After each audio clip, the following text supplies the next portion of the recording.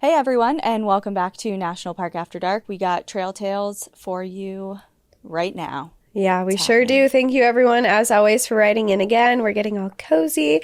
If you are watching this, I am feeling extra cozy today because it's dumping snow outside. So I put on like my coziest, softest sweater that I own. And I'm like, It does look nice. let's read some stories. It's I'm like a so winter wonderland right now, and it's so nice. I'm disappointed in my choice of location once again. It has snowed once this season. It is now January 2nd as we're recording this. It snowed once and it melted within a day. Yeah, southern like New England doesn't get winter anymore. It's actually really sad. Yeah, it just ain't it. It's Yeah. upsetting. But I'm excited because I'm going to be going to like Utah and Colorado in the next couple weeks, and there's definitely snow there. So it's going to be really And if exciting. you're ever craving a weekend of snow, just come up to my place. We have plenty and will until probably end of April. Well, I want to wait until you get your sugar shack done. I want to stay in the sugar shack. Okay, well, I'll see you in like 3 years then. What do you mean? I thought you were What do you mean? What do I mean? It's not What? even insulated. If you slept in there in the winter, you would be so cold. I thought it was an Airbnb It before. was. I don't know how. I think Oh, there is a okay. wood stove in there, so I think maybe. Also, we have all the water shut off for the winter, so you Okay. couldn't actually utilize Yeah. anything. It would be a summer thing. Okay. Never mind. All right. Well, let's read everyone some stories. Would you like to go first? I I feel weird saying no, so yes, I would like to You're go like, first. I'm nervous. I've never done this I'm before. like, oh my God, this is like really scaring me, but yeah, I guess I'll go first. Okay. Okay. So mine, of course, my favorite topic. Mine is titled Plane Crash in Plain Sight. I mean, the news has been riddled with plane crashes the last couple of Tell me that. weeks. I had a dream. That reminds me. I had a dream I was in a plane crash the other night. I don't Really? know why. Yeah. Uh-oh. Yeah, and it was weird. Actually, I had a dream we were in a plane crash the other night. I don't know why this is like coming Can back you to me leave me out of it? right now. No, I couldn't. You were so I totally forgot about this dream until I just read this. No, so I had a dream that we were taking a private flight. We booked a private plane that cost like thousands and thousands of dollars that in real life we do not have. But in my dream, we were very excited to go on this private plane. And the plane was a little weird. It kind of looked like a limousine on the inside. And it was like Okay. high tech. I don't know. But so we had to fly over New York City to get to where we were going, which I'm not sure exactly where we were going, but we were flying through New York City and the pilot was like, oh, the cool thing about these planes, these high tech planes, is that we actually don't have to fly at the same altitude. So we're going to cruise in between all the skyscrapers of New York City to get to where we're going. And in my dream, I was like, Perfect. that I've feels always like a wanted to do really that. bad idea. Couldn't we Yeah. hit something? That seems like a really bad idea. So I was really nervous. And of course, right into it, the wing of the plane, I was sitting on the window seat and you were next to me. And of course, the wing hits a building. It scrapes the side of it and we just plummet down to the bottom. But because we weren't that high in elevation, I guess, we were fine. And we both walked out of the plane crash. And then we were like, well, we have been wanting to see New York City for a while now. So I guess we'll just switch our trip Walk and around. hang out here. We're already here. Yeah. And then it just like Yikes. morphed into a bunch of other stuff. But yeah, I had a dream that we survived a plane crash. Okay, well, at least it had a happier ending because I don't know, like I've been spending a little bit more time on social media than I usually do. Like I have a timer set for Oh, the daily limit. the daily Me limit, too. which I do for 45 minutes, but it's hard because it's not just all personal stuff because we have our accounts for this. So it's hard to keep it under 45 minutes, but I try really hard, but I've been like hitting ignore limit more Same. often. Mine's set which for is an bad. hour, but Yeah. It's difficult, and with, it's just all the sad and scary things that happen in the world. It just feels like there's been a lot more recently, so I'm trying to happy trying to say 2025. The world is going to shit. truly. Okay. That's the spirit that we want going into the new year. Well, someone has to be realistic, and it's usually me. That's true. So I am optimistic that 2025 is going to be an you're interesting right. year. Okay. So tell me about Okay, to my story, that is not my dream. right. Titled Plane Crash in Plain Sight.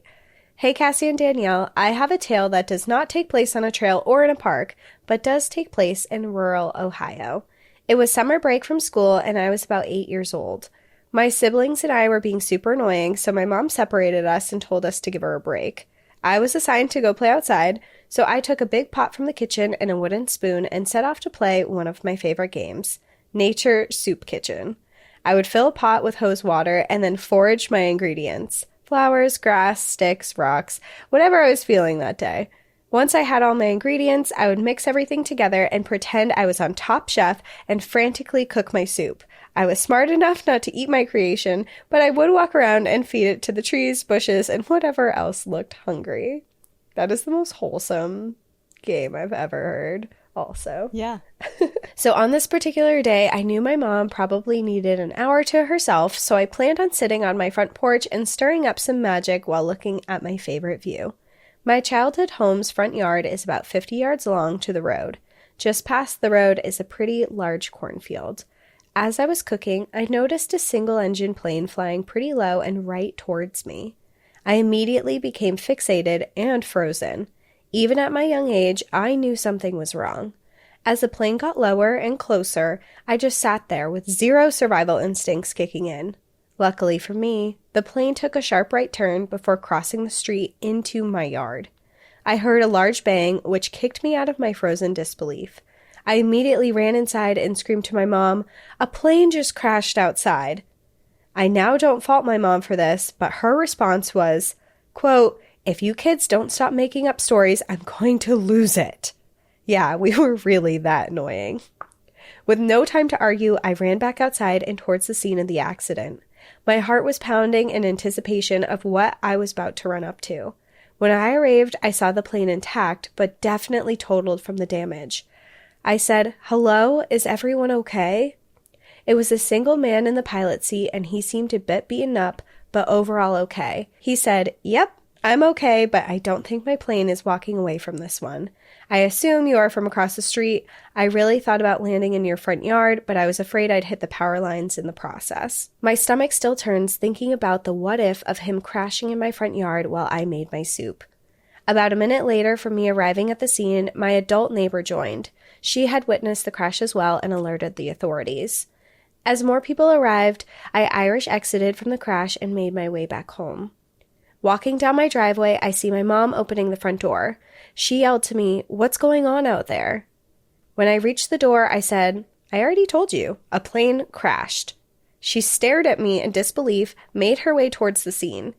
I made my way back to the front porch to finish what I had started. My mom eventually came back home, and we just stared at each other for a minute. Finally, she said, "I'm really sorry I didn't believe you, but you kids can be so damn annoying sometimes." Fair enough, I thought. This all happened before the time of social media or getting any source of news from the internet. I did get an update in the paper that the man ended up being just fine and his plane was totaled. The crash was a result of engine failure. That's when I made a promise to myself to never get in a single-engine plane. I want to visit every U.S. national park in my lifetime, but I believe Gates of the Arctic require a single-engine plane ride. Will I get over my fear to conquer a dream? To be determined. I was inspired to submit the story from the plane crash stories you guys have covered. Terrifying to hear about and imagine, but hard to look away from. I was on your Patagonia trip and believe I had a lengthy conversation with Cassie about fear of flying. I'm glad the fear doesn't stop people from traveling and exploring the world. Just know that you're not the only one on the plane white-knuckling the ride. Thanks for what you guys do, and keep it up. Best wishes, Julie. Ah, Julie. I remember Julie. Yeah, of course. And I also remember that conversation. You know, planes I are love scary. the nature soup aspect. But she did great. not tell me this story in that conversation. Did she say how old she was during that? 8. Oh, okay. Yeah. That's funny. I mean, I totally get the mom's attitude as well. Oh, yeah. The amount of times I ran up to my mom and was like, oh, what if this happened? Or just like saying some outlandish thing where she was like, oh my God, get away from me. I'm trying Yeah, it's like, please. to have some peace. Especially when you have siblings too, and you know that the two of you are either fighting or playing too rough or yelling at each other or whatever it is, or just like ganging up on your mom. Like, I can just imagine her mom was like, I don't care that there's a plane crash outside. Get away from me. I know. It's like kids in their imaginations. Yeah. Meanwhile, someone's truly in danger. Yeah.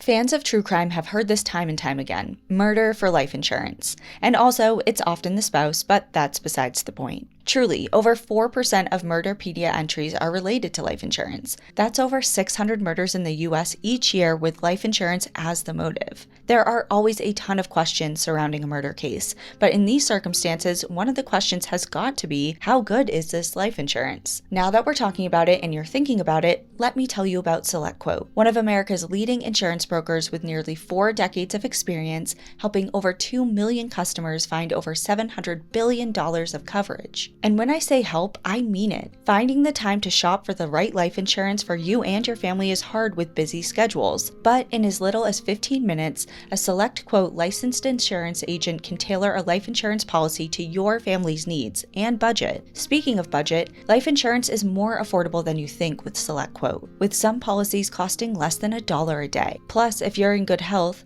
they work with carriers that can get you same-day coverage with no medical exam required. Head to SelectQuote.com and a licensed insurance agent will call you right away with the right policy for your life and your budget. SelectQuote. They shop, you save. Get the right life insurance for you for less at selectquote.com/NPAD. Go to selectquote.com/NPAD today to get started. That's selectquote.com/NPAD. Okay, my first story, I should say, is titled A Goodbye from Beyond. Hey, Cassie and Danielle, I found your podcast through Tooth and Claw. Tooth and Claw. There they are. Shout out. Coyotes be wilding up there. And I am now a devoted listener. Your stories have inspired me to be outdoors more and have made me feel more confident in my skills, so thank you for everything that you do. I have listened to all of your stories and now have started listening to the Trail Tale episodes. I recently listened to your Trail Tale episode 12. Danielle talks a lot about signs, and I decided I would tell you my story. This does not take place in a national park, and I was actually inside when my experience happened, but there is some nature in this story. About 15 years ago, I lost my best friend, but she made sure to say goodbye before she left. We were in our early 20s and had been best friends since 2nd grade. I would go on her family vacations, and we basically spent every weekend at each other's homes. She was like a sister to me for 14 years, and I can't believe she has been gone for longer than I knew her on Earth. For this story, I will refer to her as Kate. We are both from New Hampshire. Shout out to my Shire folks. Kate's story took place on a cold, icy February New Hampshire morning. She had bravely or stupidly decided to go canoeing with some friends down an icy river. It didn't go well, and they capsized. She slipped into the water, and it took about 3 days to recover her body. My story takes place the morning after she was presumed drowned. I had slept over another friend's house, and my phone had started to die the night prior, so I had turned it off. We went to bed blissfully unaware of what had happened to Kate earlier that day. That night, as I slept, I had the most vivid dream. I was laying in the same bed I was actually sleeping in, and Kate came to my bedside. She was cast in a golden hue, and she had the biggest smile on her face. She giggled, touched my hair, stroked my left cheek, and my dream ended. The next morning, I woke up very early as my friend had to be in work for 6 a.m. When I powered on my phone, I was surprised to find multiple text messages and missed calls. 911, call me back. Something happened to Kate. Please call me. I had a voicemail from Kate's sister telling me to call her. I immediately called her and was brought to my knees with the news that she had to tell me. I remembered the dream I had and knew they would not find her alive. My life completely changed over a 30-second phone call, like so many do. I haven't told anyone about my story because I always thought it was silly and probably just a dream. But as Danielle has said many times, nothing is a coincidence. Since she has been gone, I see her in every butterfly I see. When I ask for a sign from her, a butterfly is usually about to come into my view. I am sorry for my downer of a story, but I'm a vet tech from New Hampshire who loves nature and had a best friend named Cassie, so I feel a real kinship with this podcast and with the two of you. Please continue to do what you do. It is so greatly appreciated, and remember to always wear a life jacket. Much love, Krista. Krista, That's a heavy one. That was so hard, and I can just resonate with it so hard. I know exactly what it's like to have a best friend that you grow up with, that's like a sister to you, that you spend all your time with, and to have that happen is so tragic, and it's such a huge loss. And I thank you for sharing that story and for sharing the signs that you have from her. And I can definitely like empathize and feel for you in everything that you said. Yeah, I can empathize with the dream of, like, it's not exactly the same, but as she was saying, she didn't know that of the situation and had a dream of her friend coming to her and saying goodbye. I had my first like very vivid visitation dream from Ian the night that he was in the ICU. So like he went into the hospital, and then that evening they had to kick me out at some point. And then the next day he was actually officially pronounced deceased. But that evening prior, I had a dream very similar with like just a very brief interaction, no words being spoken, and kind of like I'm coming to you and letting you know that like this is about to happen type of thing. And it was just such a vivid visitation, and one that like, I mean, my brain was in a million places, right? So at first it's a little different because she had no idea, and clearly I had a very good idea of what was going on, but it's the same similar feel, similar vibe, and no one has to convince me of a loved one coming through to them in their dreams. Like, we all know that. So I think that this is a really special story. I do too. I mean, I think 100% that was Cassie visiting you in your dream. I mean, just everything that you described, and her seeming so happy and at peace, and just it felt very much like a visitation, and how just how clear that the dream was. It really felt like that. Yeah.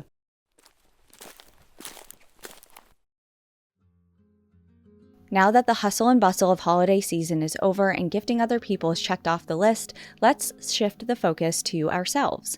And while it isn't talked about as openly as some other topics out there, hair loss is a huge concern for a lot of us. If you're concerned with thinning hair or hair loss, you aren't alone. Age, pregnancy, and genetics are just a few of the reasons we experience a change in our hair. So I wanted to introduce you to the iRestore Elite, the world's best hair growth laser device for at-home use. And this is not just a gadget, it's clinic-grade technology in your home. With 500 lasers and LEDs, it's their most powerful device, designed to help grow your hair back with visible results in as little as 3 months. For a limited time, our listeners can save $625 off of the iRestore Elite at irestorelaser.com/NPAD. Head to irestorelaser.com/NPAD to get the hair regrowth device you've been wishing for and start feeling like yourself again. It's equipped with special lasers that use 3 different wavelengths to enhance hair follicle stimulation, to reactivate dormant follicles, to help restore your natural hair. And iRestore's design maximizes the treatment area to regrow your hairline, temples, and crown. It's non-invasive, non non-surgical, drug-free, and pain-free. I may have a lot of hair right now, but I want to make sure it stays that way. And I love how easy the iRestore is to use. I just pop it on while I'm doing my daily 10 minutes of meditating because it's completely hands-free, lightweight, and comfortable. iRestore is so confident in their products, they offer a 12-month money-back guarantee. Now is the perfect time to treat yourself. For a limited time only, our listeners get $625 off of their iRestore Elite when you use code NPAD at irestorelaser.com. That's $625 off of your iRestore Elite at irestorelaser.com with promo code NPAD. Please support our show and tell them that we sent you. Hair loss is frustrating. You don't have to fight it alone thanks to iRestore.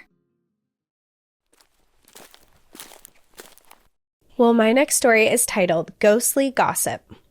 Hello. My name is North, and I've been an avid listener of the podcast for a couple of years now. I love the vibes, the way you tell the stories like actual stories and not just brief synopsises, and the fact that you include educational information alongside the stories and also the personal banter between the two of you on each episode. This is a podcast that feels modest and humble, narrated by people who don't have large egos, and I'm grateful to how open-minded that you both are. As someone in the LGBTQIA plus community, especially with the results of the recent election, times are scary, and hearing you do episodes centered around my community, hearing you discuss fellow queer people with the same respect as anyone else, just really means a lot to me. Thank you. Wow. Thank you for all the love. Shit. And North, thank you. yeah, the LGBTQ community and everyone is always welcome here, and we love you. And some of the best people I've ever met. Honestly.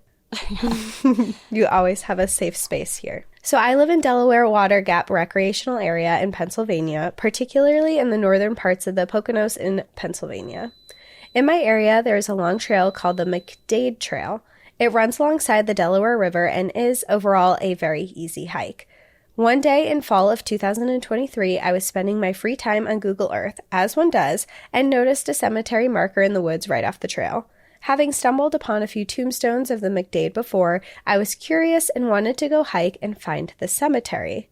I think, actually, it's no longer listed on Google Earth or Google Maps, but I assure you, it is still there. Anyway, it was a rainy fall early day, and I drove my car down the gravelly, pothole-ridden road into the woods to where the parking lot closest to the cemetery was located. This was a parking lot meant for a section of the McDade Trail mostly, but whatever, right? So I drive under the canopy of trees. There are no other cars in the parking lot. Makes sense. It's a weekday. It's rainy and super humid. The air is thick and sticky, the ground muddy, and bugs still out holding on to the warmer days before winter. I sprayed myself down with tick spray, made sure my shoes were tied, had my knapsack of supplies, and my phone GPS out. I didn't have a signal in this area, but that was okay. Google Maps was working fine offline. I walked down the trail. It's very straight and flat in this area, with trees towering above on either side, littered with thick bushes and other flora around their roots. Thick enough that it would not be easy for someone to leave the trail comfortably, especially without some sort of bushwhacking tool. I hike easily down the trail and then pause right where I am supposed to turn to find the cemetery. There is no trail to the cemetery. I cannot even see the cemetery from the trail at all, but hey, my GPS insists there is one somewhere in this bout of woods, so I trudge right into the thick brush. Now, I'm kind of a weird hiker in the sense that a smart person would have worn thick pants, but no. I was wearing my usual beach shorts and my leather sandals. Poison ivy seems to have a minimal effect on me. Thorny bushes don't bother me, so I'm just plowing through like a draft horse, allowing plants to scrape my arms and legs, allowing my feet to squish in the muddy patches. I'm in my element. Nothing in these forests scares me. I'm following the direction of my GPS compass towards the cemetery, only stopping to take pictures. I've attached photos if you wish to use. I'm listening to bird songs and insects. In the distance, I can just barely hear cars rushing along Route 209. I am still alone, though. I feel calm. As I said, I'm in my element. I eventually stumble upon the cemetery. It's small but beautiful, with a painful route iron fence that needs repairs in several places. There are tombstones placed against the outside of the fence, and also tombstones covered in moss and ivy, completely impossible to read.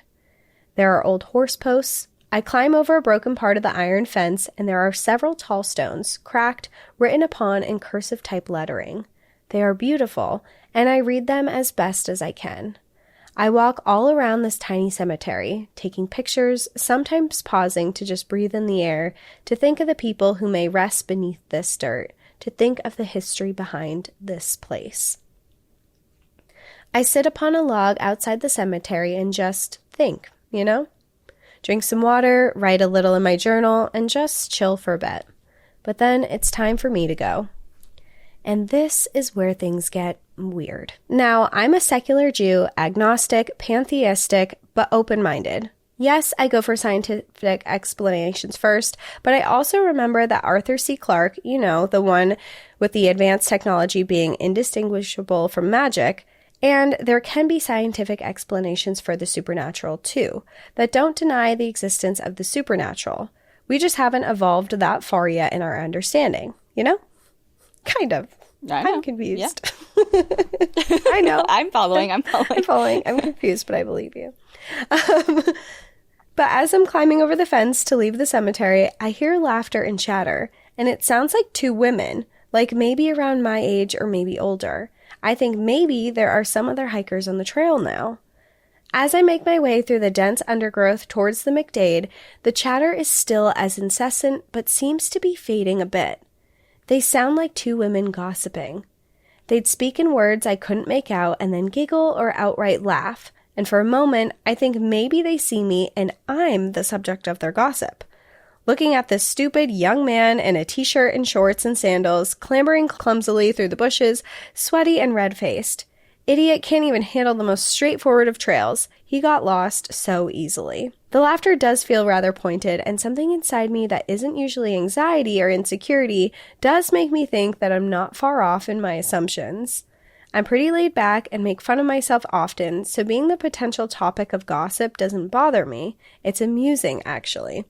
I step out of the forest brush and onto the well-managed gravel of the McDade and look up and down the trail. No one is there.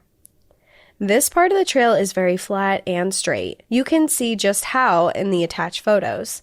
Where I was standing, I could see down the trail to the parking lot, and yet I could still hear the giggles and chatter, though now it's much more faint, like the hikers have moved away. But I don't see anyone, and I don't see anyone in the brush. After all, not many people would do what I just did. I hear no crunching of gravel under hiker footfalls, nothing. But I don't feel as though I'm in danger. I'm just kind of perplexed. Just imagine like a bunch of question marks floating over my head. I trudge slowly down the trail towards my car, and the laughter fades the further I get from the cemetery. Strange. I use one foot to scratch the bare shin of my opposite leg and look down. My legs are sliced up in red, and I'm bleeding from several places where I was clearly scraped up by thorn bushes. I'm bemused, and I wonder if the ladies were ghosts in the cemetery, and I wonder if my own stupidity and lack of self-preservation were topics of gossip and jokes. I wouldn't mind, honestly. If they were entertained by my presence and not angered by it, I consider that a win after all. It's also possible I wasn't even a subject of their conversations, but something made me think I was. I hike back towards the parking lot, and the laughter fades completely. I wipe down my legs with a damp cloth, then get into the driver's seat. On my way out, I noticed that there were no other cars in the lot, and no sign that any car but my own had been there the entire day. I still can't explain what I heard or what I felt, but I think the more quote-unquote fun interpretation that I may have awakened two of the ladies in the cemetery, and their spirits were either reliving an event from their lives, or they were aware of my presence and making fun of me. Either way, it didn't bother me, mostly just confused me. So I guess if you're ever hiking in that part of the Poconos, dress more appropriate than me and don't go bushwhacking to find an off-trail cemetery, or you might end up the subject of ghostly gossip. Thank you for creating such an epic podcast. Alexander/North, he/him. That was really cool. I think that's such a funny. I think you were being made fun of too. It feels very lighthearted and like, yeah. Look at him. He doesn't even have pants on. Look at his legs. Like, It feels like they were kind of gossiping. In a playful way too. Not in like a Like almost, it kind of... Not like a mean-spirited way. Yeah, kind of like laughing with you. Like, you know this wasn't a good idea. You should have put pants on. Like, kind of like a fun laughing.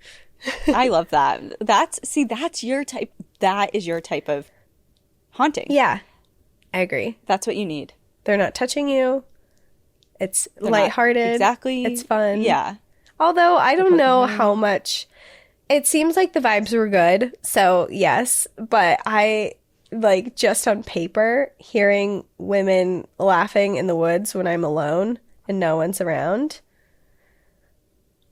could be creepy. Yeah, but it's better than men laughing. That's true. If I heard men laughing and I was alone in the woods, I wouldn't think it was a ghost. I would think someone was, like, stalking me and about to murder me. Yeah, but women laughing, I'd just be like, oh. Ha ha ha. As I'm slowly backing away. Yeah.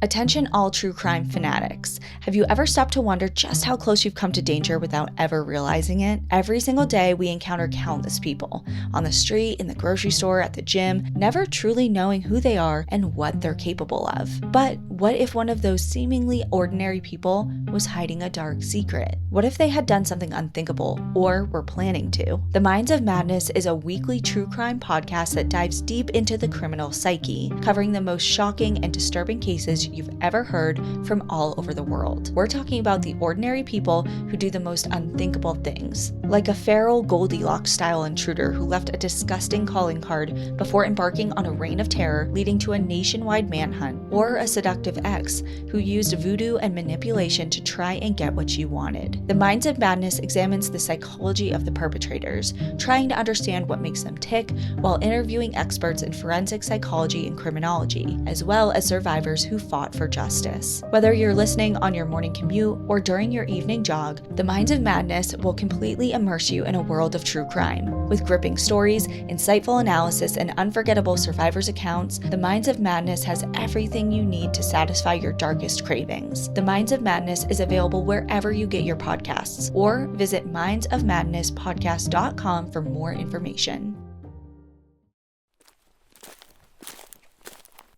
My next story is titled, This Is Not a Coincidence. Of course it's not. And I made a little note to myself because I put this together. And this, just so we're all like going to this with the, on the same page. This is a trail tale that's a follow-up to the story that we shared on Trail Tale 60, which was about the girl and her coworkers who thought they encountered a dark entity and she had really bad luck. And she's like, I don't want to pass it on to you, but you remember? And it's like now people are like, are you okay after hearing that story? Yes, someone commented on our Instagram and said that they got in a car accident while they were listening to it. Okay, well, this is another follow-up to that curse thing. Sorry. Are we passing, is the story continuing to pass on bad luck? You will answer that at the end of this. I'm just wondering if people listening should skip it if they're afraid. But it's not the same story. It's not the OG story. It's just like what happened as a result of the OG story. So if you listen to this, you're not taking in that entity. Maybe. I'm not promising anything. I don't know how listen it works. at your own risk. Yeah, I'm forced. I'm here, so. Okay, so it begins. It all started after listening to your Listener Tales episode the other day, the one where the listener tells their flesh pedestrian story. Well, I got a bad feeling the entire time I was listening and felt I needed to turn it off. However, I was way too curious and kept on going. Nothing really happened the first night. I was closing at work, and anytime I turned a light off and it was in the dark, I could feel someone behind me. I could even see them in my mind as a dark figure with a bright white smile. I fortunately work with my amazing boyfriend, so I made him take care of the rest of the lights, LOL.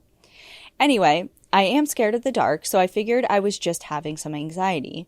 Also sensitive to spirits, and our work location is haunted, so I just chalked it up to the combination of both.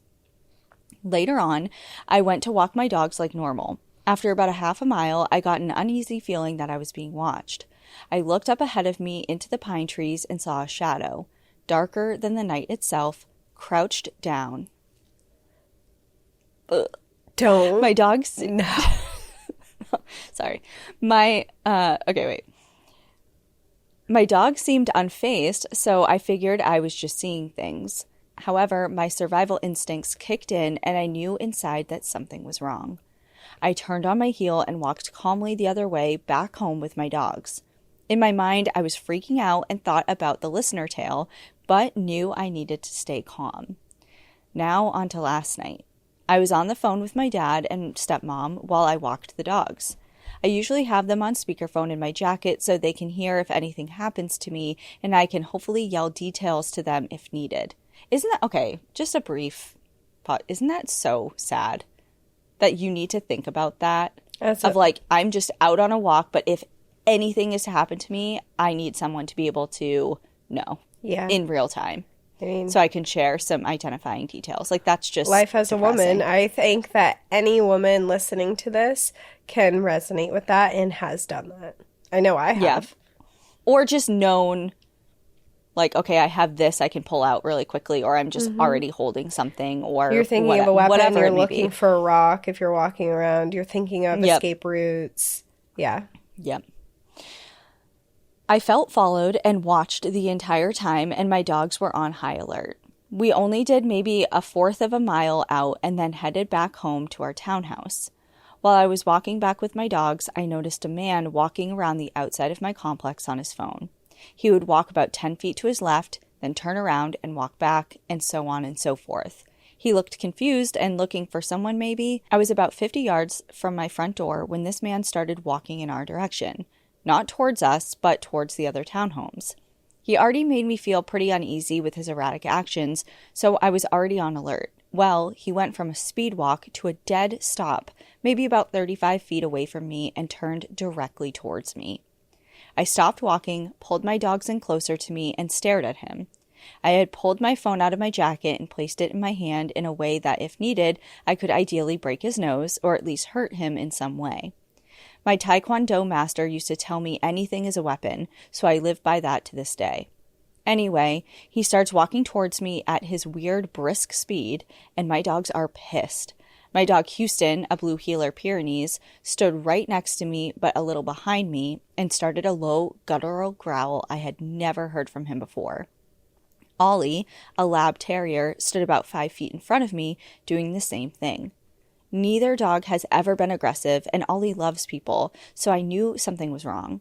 I go into full fight mode, ready to beat this bold-ass little man into the next century, when he just as suddenly stopped and turned the other way and continued to walk. I sat and watched him for a while, just to make sure he wouldn't come back up behind me or watch to see where I lived. But he continued to other homes and then went up the street. Maybe this man thought I was just somebody else, or maybe not. About 5 minutes after I got inside, I had the worst stomach pain ever and sat in the bathroom dry heaving for 45 minutes, then fell asleep in the shower. Is this related? Maybe. I don't know. Tonight, as we were walking, the feeling of being followed and watched was the worst. I pushed through and in my head just kept saying, "You cannot touch me. I am a child of God." We went further and all was fine. We turned to go home after a little over a mile, and both dogs were on alert again. Houston walked right next to me and a little behind in her protective way, and Ollie in front with his hair on end. My fur babies are almost 7 years old, and I have had them since they were both 6 weeks, so our bond is amazing, and I know they will always keep me safe. And yes, before I am judged for having them since they were so young, Ollie was free on Facebook Marketplace, where a farmer said they all needed to find homes soon or they would be, trigger warning, taken care of.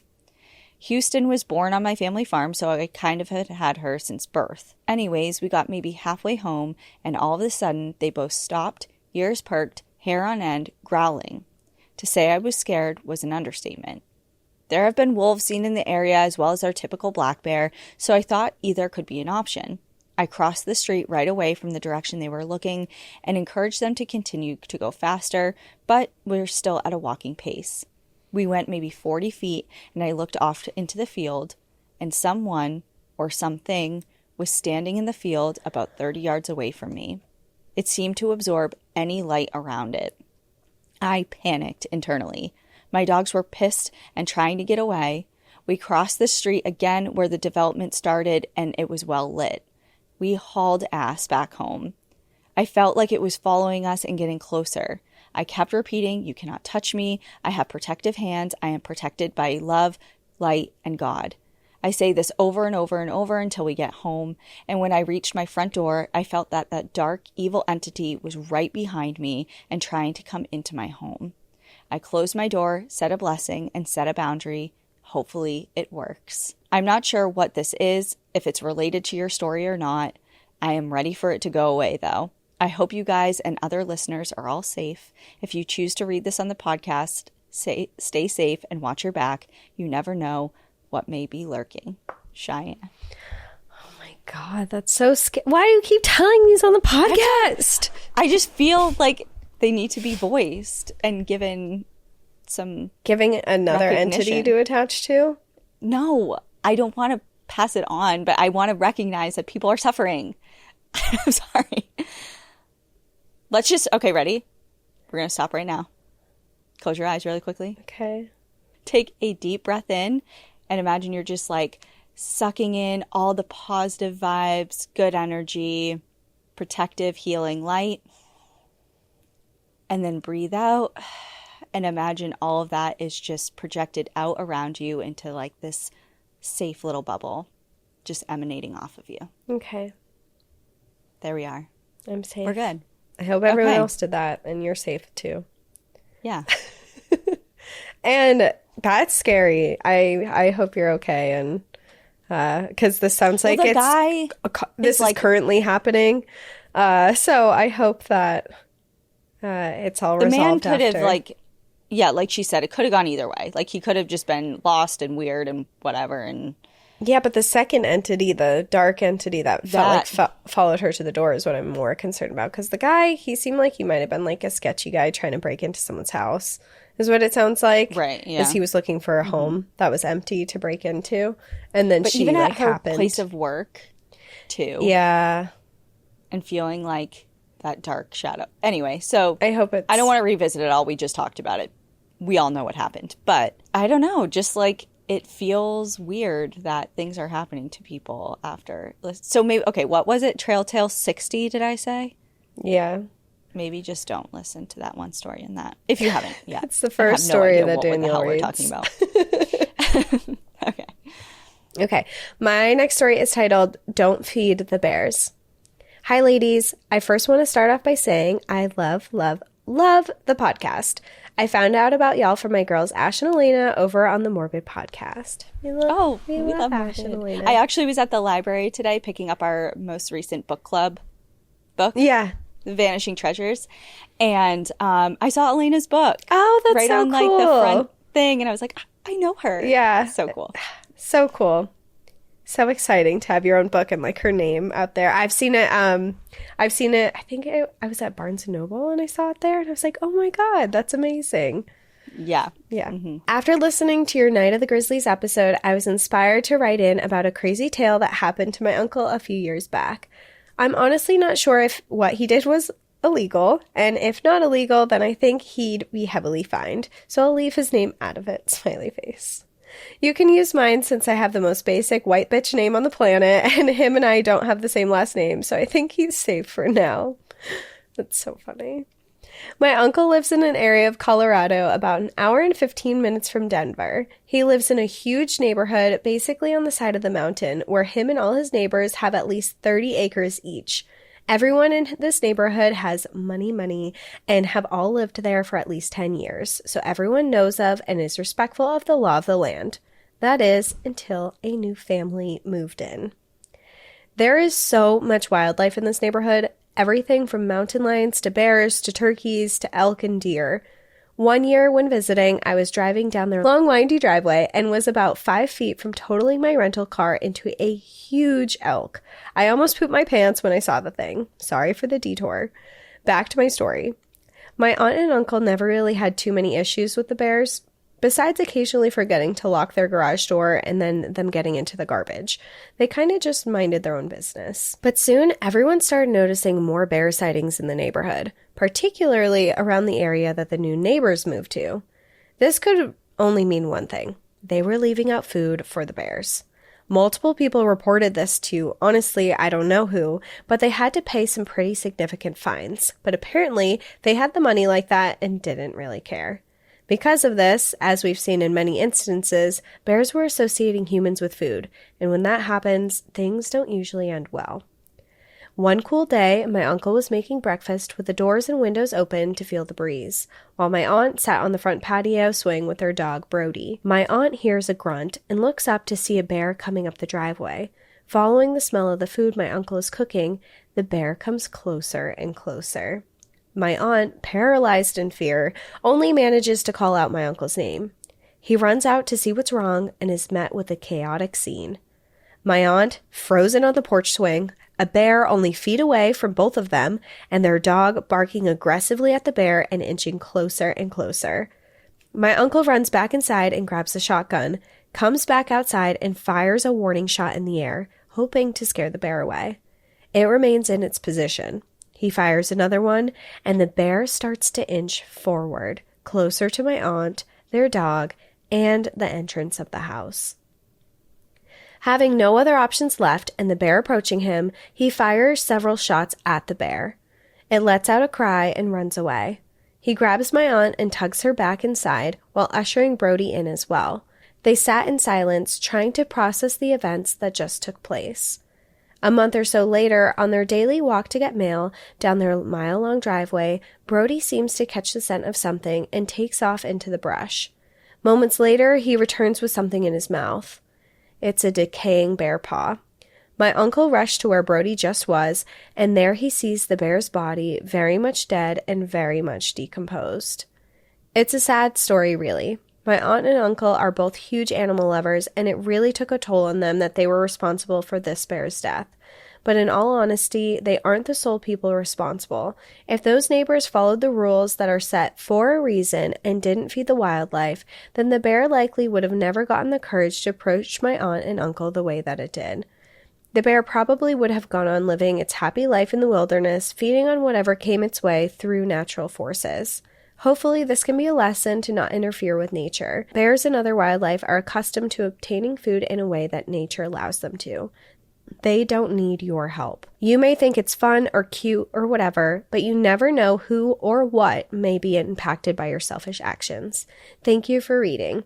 P.S. My uncle actually took the bear's skull and cleaned it, and it's now on a shelf in his office. Also, I'm a Midwesterner, so I have no idea what type of bear it was. I just know it wasn't a polar bear. Smiley face. Emma. Well, Emma, it was a black bear for sure. And I don't know what the illegal part, maybe the keeping of the skull. Yeah. Is maybe illegal. Maybe. Remember, she's like, I don't know if what he did was illegal. Unless it was like in a protected area. Or I guess certain areas have black bear hunting seasons. Maybe is what she's referring to. Like it wasn't the right season to shoot a bear. But it was in their house. Yeah. Well, it was right outside their house. Oh, I thought it was like entering their house from the No, porch. it sounds like it was feet away outside their house walking towards them. Gotcha. Yeah. It is awful and it's sad and you're so right. It's not just solely your uncle and aunt's quote unquote fault. Like they were scared and frightened and the bear clearly wasn't being hazed. Yeah, I mean, Like if a bear's not afraid of gunshots Yeah. going off and it's still walking towards you, I can see how that would be really scary. And the fact that their neighbors were actively feeding the bears, it was only a matter of time that something like that happened, whether it was with your uncle or another neighbor. Yeah. It reminds me of the book, which we've talked briefly about before here, I think. And I know it's been suggested on our book club on Patreon, but Fuzz by Mary Roach, which I read a couple years ago. She talks a lot about just how frustrating it can be when it doesn't matter if 9 out of 10 people are doing the right thing, especially when it comes to proper garbage containment in areas that have, bear presence or other wildlife presence. And all it takes is one person to either intentionally feed wildlife or not properly do, use bear safe garbage, like disposal methods and things like that. And it can wind up in a situation like this. And it's just kind of hard because a lot of the problems that come from human and wildlife interactions, it's just like falls so heavily on community being all like united in people, a community of people doing what they can and doing the right thing. And that can get really tricky.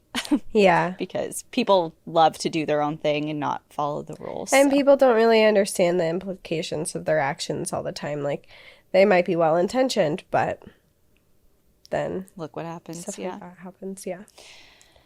Okay, my last story is titled Broccoli on the Road. I do. Hi, Cassie and Danielle.